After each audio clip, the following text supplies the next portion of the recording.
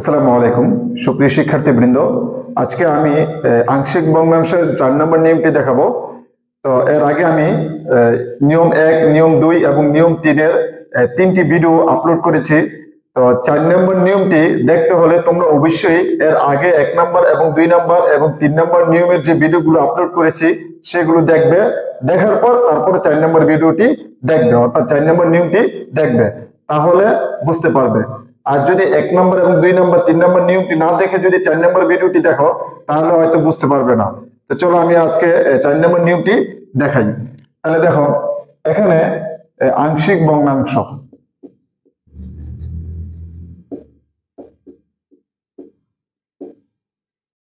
নিয়ম 4। ওকে, তো 4 নম্বর নিয়মটি।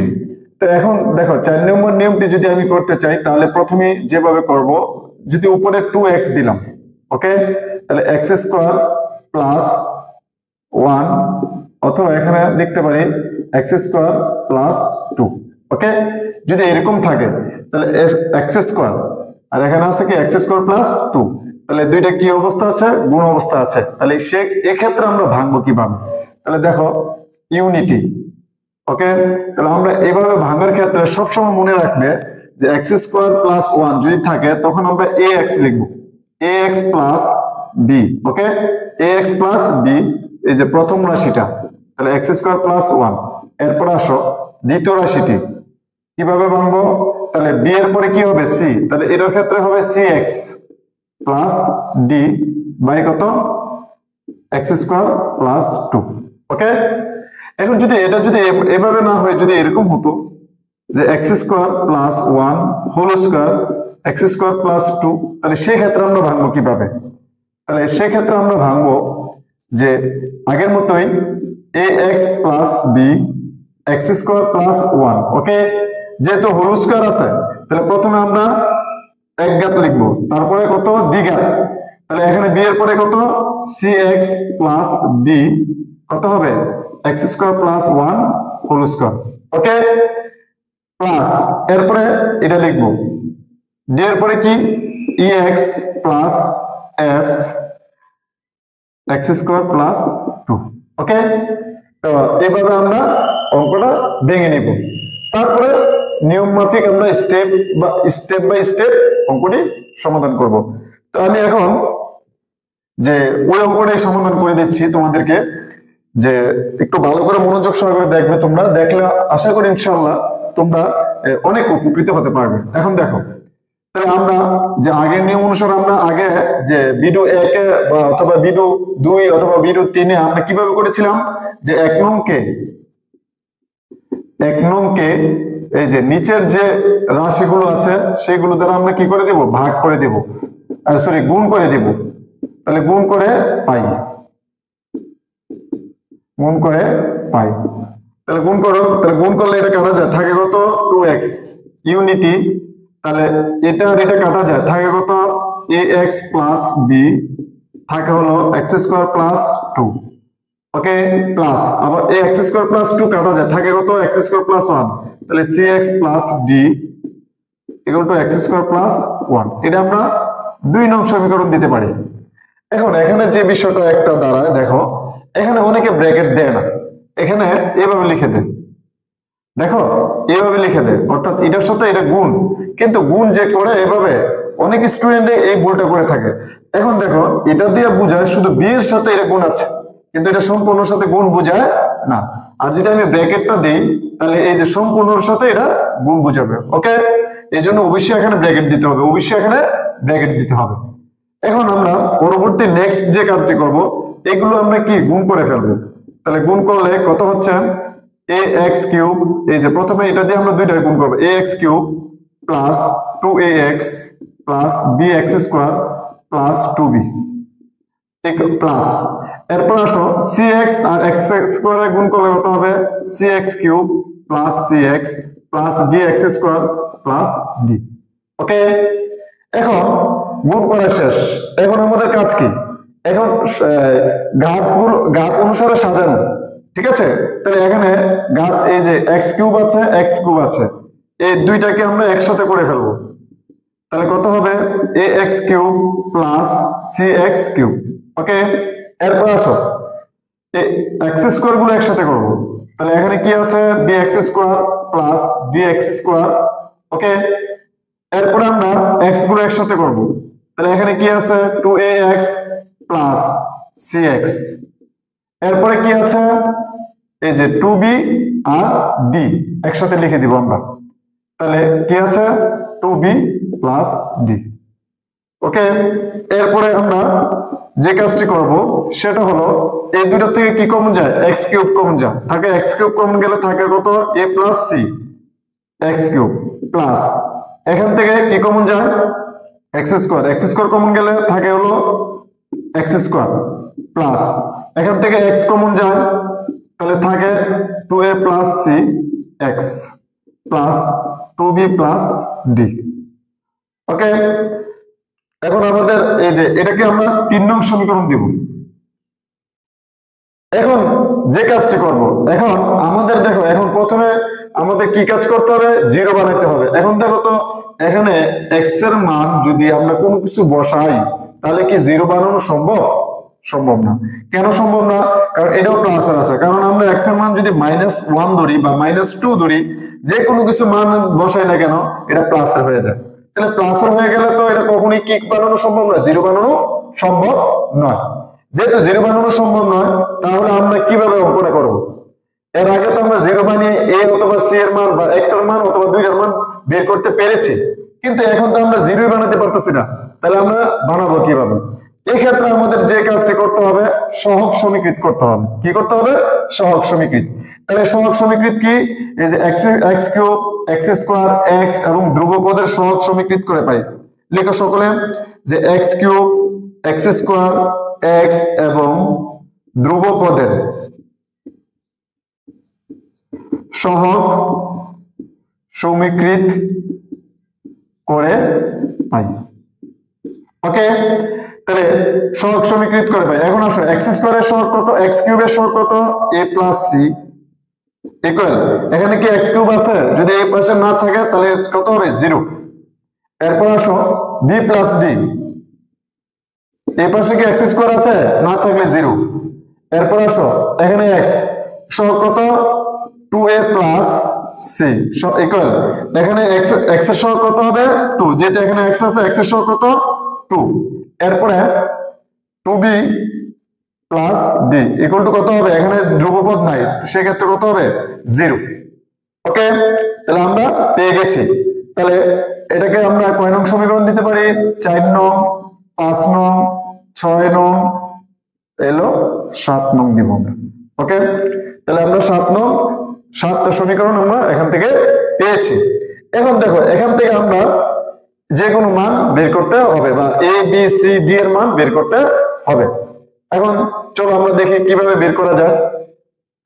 এখন এই আমি উপরে গুলো মুছে ফেললাম। এই যে দেখো এই বিষয় এই এখন পর্যন্ত কোনো কাজে লাগছে না, যেহেতু কাজে লাগছে না তাহলে আমরা মুছে ফেললাম। ওকে, এখন দেখো যদি আমি দেখো এখনো a আছে c আছে, এখনো a আছে c আছে, যদি আমরা বিয়োগ করে দিই তাহলে c এ c কাটা, তাহলে আমরা এর মান পেয়ে যাব। তাহলে আমরা 4 নং থেকে 6 নং বিয়োগ করব। 4 নং মাইনাস 6 নং বিয়োগ করলে দেখো বিয়োগ করলে কত হয়, ac আর ac কাটা যাবে। দেখো সবাই এই যে a প্লাস c আছে, 2a প্লাস c আছে, তাহলে ac আর ac কাটা যাবে। ঠিক আছে, এবং a থেকে আচ্ছা আমরা একটু বিয়োগ করে নিই। তাহলে a plus c minus 2a minus c equal to কত হবে 0, কারণ 0 মাইনাস 2 0 মাইনাস 2 এই যে 0 থেকে বিয়োগ হবে। ওকে, তাহলে এখন দেখো এই এখানে যদি আমি লিখি দেখো ac ac কাটা যায়, তাহলে দুইটা a থেকে একটা a বাদ দিলে কত থাকে, একটা a, চিহ্ন কোনটা বড় 2 এর চিহ্ন বড়, এই জন্য minus a equal to minus 2। তাহলে কত হবে মাইনাসে মাইনাসে কাটা a ইকুয়াল টু 2, তাহলে a এর মান কত পেয়েছি আমরা 2 পেয়েছি। তাহলে এখানে লিখে নাও একটু a ইকুয়াল টু 2, পরবর্তীতে হয়তো যে কোনো সময় মুছে ফেলতে পারি, এই জন্য এখানে লিখে রাখলাম a এর মান আমরা কত পেয়েছি 2 পেয়েছি। এরপর আসো এখন a এর মান আমরা আবার এই 1 নং এ 4 নং এ বসালে তাহলে আমরা c এর মানও পেয়ে যাব। তাহলে a এর মান কততে বসাবো, a এর মান 4 নং এ বসাই, 4 নং এ বসাই। তাহলে বসালে আমরা দেখো এর মান এই যে 4 নং এ বসালে 2 প্লাস সি ইকুয়াল টু কত হবে 0। তাহলে সি ইকুয়াল টু কত হবে -2। তাহলে সি এর মান আমরা পেয়ে গেছি -2। বাকি আছে কি বি এবং ডি। এখন আসো বি এবং ডি এর মান আমরা ইজিলি পেয়ে যাব যদি আমরা কি 5 নং থেকে 7 নং বিয়োগ করি। এখন আসো লিখো 5 নং থেকে 7 নং বিয়োগ করব। তাহলে 5 - 7 বিয়োগ করলে কত হচ্ছে দেখো এ দিয়ে কাটা যায় থাকে কত, আচ্ছা বিয়োগ আকারে লিখে নেই -2b - d ইকুয়াল টু কত হবে এই দেখো 0 থেকে 0 বিয়োগ করলে 0 হচ্ছে, এডি কাটা যায় থাকে কত -b = 0। তাহলে মাইনাস দ্বারা গুণ করলে b = 0। ওকে, তাহলে আমরা b এর মানও পেয়ে গেছি। তাহলে b এর মান এখানে কত হবে 0 লিখে দিলাম। ওকে, এখন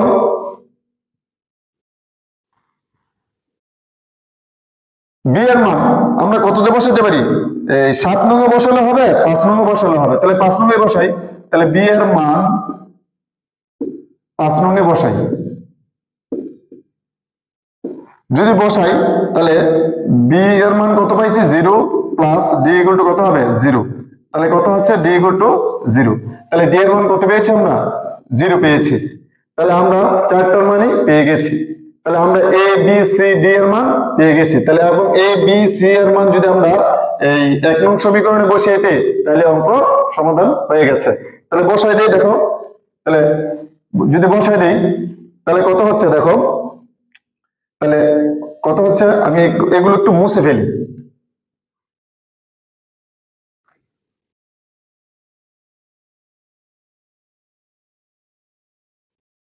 তাহলে কত হচ্ছে 2x x² + 1 x² + 2। ঠিক আছে, তাহলে এর মান কত পেয়েছি আমরা 2। তাহলে লিখতে পারি 2x প্লাস b এর মান কত 0 x² + 1 প্লাস c এর মান কত পেয়েছি -2x প্লাস d এর মান কত 0 x² + 2। তাহলে কত হচ্ছে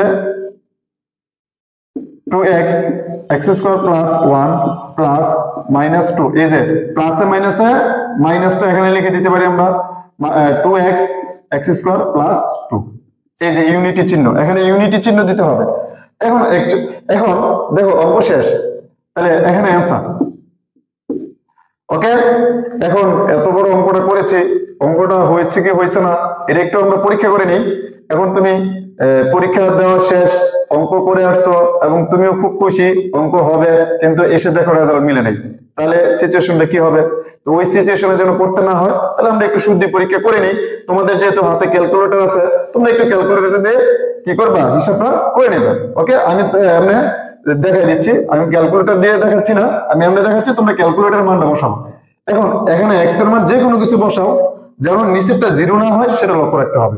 তাহলে এক্স এর মান 1 বসাও, y বসালে 0 হবে না। তাহলে 1 বসাও। তাহলে লেফট হ্যান্ড সাইড দেখো, তাহলে এই যে এটার মান আমরা বসাবো। এখন এক্স এর মান কত বসাবো 1। তাহলে 1 বসালে 2 × 1, তাহলে 2 হচ্ছে ইনটু 1 লিখলাম। তাহলে 1² + 1, তারপর 1² প্লাস কত হবে 2। তাহলে কত হচ্ছে 2 উপরে 1² মানে কত 1, 1 এর উপর স্কয়ার থাকবে, 1 এর উপর 100 কোটি থাকবে, এটার মান 1ই হবে। তাহলে 1 এ 1 এ যোগ করলে কত হয় 2। তাহলে 2 * আবার 1 আর 2 এ যোগ করলে কত হয় 3। তাহলে কত হচ্ছে 2 এ 2 এ কাটা তাহলে হলো 1/3। এখানে মান পাচ্ছি কত, লেফট হ্যান্ড সাইডের মান পাচ্ছি কত 1/3। ওকে, এখন আসো যদি 1/3 পাচ্ছি আমরা, এখন এই এটার মধ্যে মানটা বসাবো এখন 1। তাহলে বসাও। তাহলে 2 × 1 1² + 1 মাইনাস 2 × 1 1² + 2। তাহলে কত হচ্ছে এই 2 মাইনাস কত হচ্ছে 2 3। এখন আমরা যে কাজটা করব যে a1 2 2 এ কাটা থাকে কত 1 - 2/3, লসাগু কত হবে 3। তাহলে 3 - 2 = কত হবে 1/3। তার মানে কি অঙ্কটা হয়ে গেছে। দেখো তুমি তো, আমি তো এখানে কয়েকটা লাইনে করেছি, একটা দুইটা তিনটা চারটা লাইনে করেছি, তোমাদের 4 লাইনে করার দরকার নাই। তো তোমরা ক্যালকুলেটর মানটা বসায় দেখবা যে হয়েছে কিনা, যে 1/3 লেফট হ্যান্ড সাইড এবং রাইট হ্যান্ড সাইড যদি মিলে যায় তাহলে অঙ্কটা 200% হয়েছে। ওকে, তার মানে কি এই কনফার্ম হয়ে গেল যে তোমার অঙ্কটা হয়েছে। ওকে, তো এভাবে একটু জাস্টিফাই করে নিবে তোমরা, তাহলে করতে আংশিক ভগ্নাংশ যত বড় হোক না কেন তোমাদের আর কোনো কনফিউশন থাকবে না। তো আশা করি তোমরা বুঝতে পারছো। যদি ভালো লেগে থাকে ভিডিওটা অবশ্যই শেয়ার করবে এবং অন্যদেরকে দেখার সুযোগ করে দিবে। তো সকলকে ধন্যবাদ, ভালো থেকো, সুস্থ থাকো, সেই প্রত্যাশা আজকের মতো এখানে শেষ করলাম।